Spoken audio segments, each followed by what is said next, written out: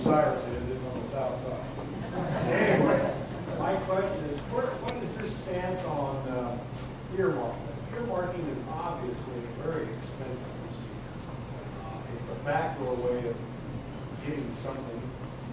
There are people like Tom Colbert in Oklahoma who have refused and Jim DeMint and or take any earmarks.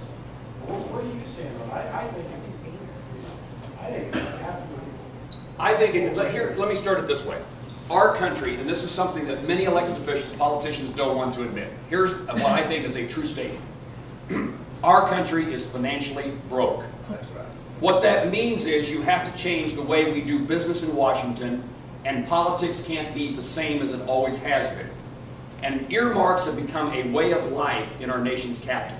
And they are a drug that brings members of Congress to support big spending bills because they can come home and brag about the $500,000 that's in the bill that supposedly benefits their constituents. My opinion is that earmarks have to become a very rare thing.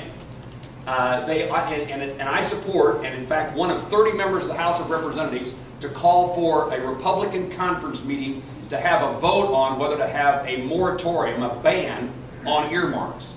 We tried to do it a year before and we failed. We called for the meeting this year and we succeeded, and now all but about 3 Republican members of the House of Representatives are foregoing earmarks in this appropriation process. And so that's a step in the right direction.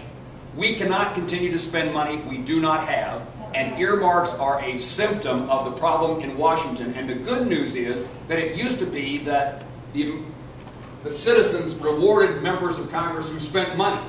Today they're rewarding members of Congress who say we can't spend the money. And some in Washington haven't gotten that message yet. Tom Colbert, incidentally, is a supporter of mine, has endorsed me because he said we can't afford to have another appropriator, a member of the spending committee, in the Senate. And so it's a difference between me and my opponent is his life and Washington has revolved around the spending side of what goes on in Washington. And it becomes just today in Washington, they will allocate members of Congress certain amounts of money to just find earmarks for. And it is wrong, and yet that's how in the past it's worked politically. It doesn't work, it can't work that way economically today, and we have to put a stop to it politically as well. Senator DeMint is a champion of this. He wouldn't be involved, I'm sure, in my race if we didn't have very compatible views about what we've got to do in this regard. And you ought to let him speak because he's the champion of this topic. That's right. Tom Colbert.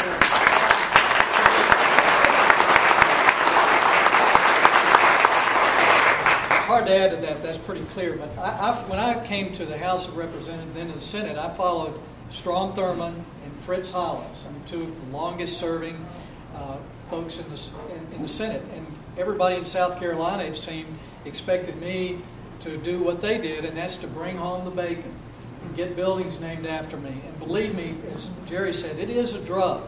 That's how you go to ribbon cuttings. You get money for a building or a road. That's how you get buildings named after you. That's how you get honorary degrees from universities. I went to my son's graduation from Clemson, and Jim Clyburn from Congress spoke. And they introduced him saying this is his 18th honorary degree. And it's not just it's not a coincidence that he's an appropriator that gets money for universities. And that may have been something everybody winked at 10 or 15 years ago. He's a senior guy, he can bring home the bacon. But Americans have realized that's borrowed money. I mean, we're borrowing that money from China. And when Republicans try to get up there now and say, we've got this terrible debt crisis, our country is near bankruptcy. Oh, but by the way, I still need $1 million for my local museum, and we got to fix some potholes, and we got some school buildings. America said, but wait a minute, what's going on? These are different times. Our country is broke, and there is a direct conflict of interest of parochial spending and national interest. And when we take our oath of office to the United States of America to defend the Constitution, that Constitution has enumerated powers, and it does not say you are to bring money home to your state and your congressional district and fill every pothole. And it does not say that. And the appropriators will tell you, oh, well, earmarks are just a small part of the total budget. But folks, that's like saying the engine is a small part of a train. You know, if you remember that big bailout bill, that TARP bill, failed the House when they first had a vote on it, until they took it back and added some earmarks, and then it passed through.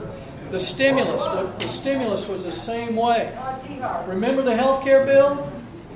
Cornhusker kickback? Yep. I mean, that was an earmark but to pass a bill. And so it's not just spending bills. And I'm afraid Republicans have played along with this. I've seen it for years.